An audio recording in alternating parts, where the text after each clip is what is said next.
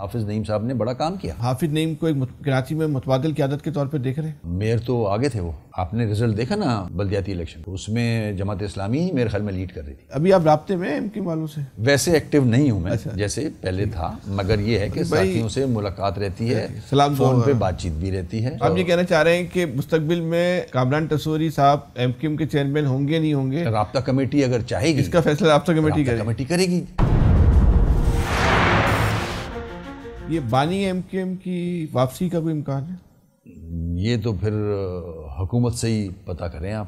بھائی جو نعرے 90 کی دہائی میں ایم کیو ایم لگاتی تھی، اب اس سے بڑھ کے وہی نعرے اب جماعت اسلامی لگا رہی ہے، ایم کیو ایم نہیں لگا رہی ہے. اس شہر کے لیے پہلے ایم کیو ایم بات کرتی، اب نہیں کرتی، لیکن جماعت اسلامی اس سے زیادہ بات کر رہی ہے. پھر ہم نے دیکھا کہ 2024 میں جو کچھ بھی ہوا، بہرحال حافظ نعیم کو تو شہر کے لوگوں نے ووٹ دیا ہے، یہ تو ایک حقیقت ہے.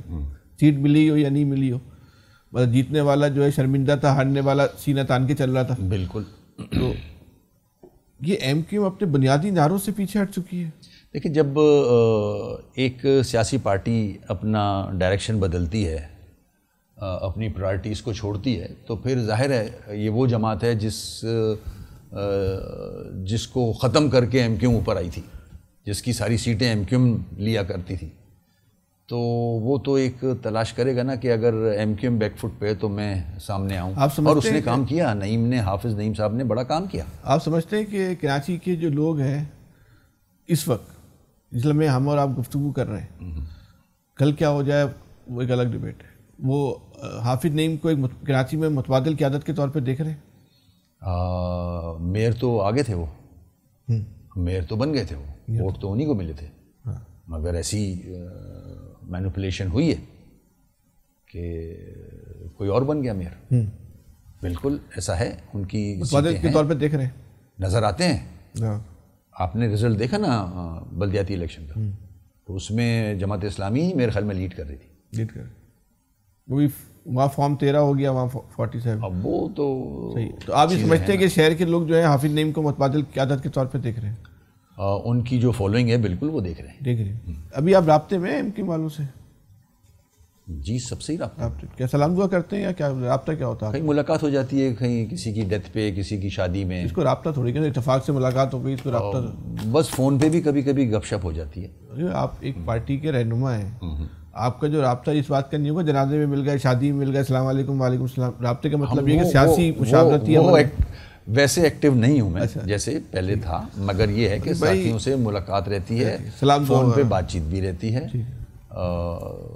میرے خیال میں کافی ہے. ٹھیک ہے جی. بھائی گورنر صرف بہت فعال ہے، ایک بہت بڑا حلقہ یہ دعویٰ کر رہا ہے یا وہ سمجھتا ہے کہ گورنر صاحب جو فعال ہیں وہ بنیادی طور پہ وہ گورنرشپ سے جب بھی فارغ ہوں گے تو وہ ایم کیو ایم میں آئیں گے اور وہ ایم کیو ایم کے جو ہیں وہ چیئرمین ہوں گے. آپ اس رائے کو درست سمجھتے ہیں؟ اور آپ سمجھتے ہیں کہ گورنر سے اسی فارمولے پہ انہوں نے کام شروع کر دیا؟ دیکھیں، جو آپ بات کر رہے ہو، پارٹی کے اندر ایک فورم ہے رابطہ کمیٹی کا.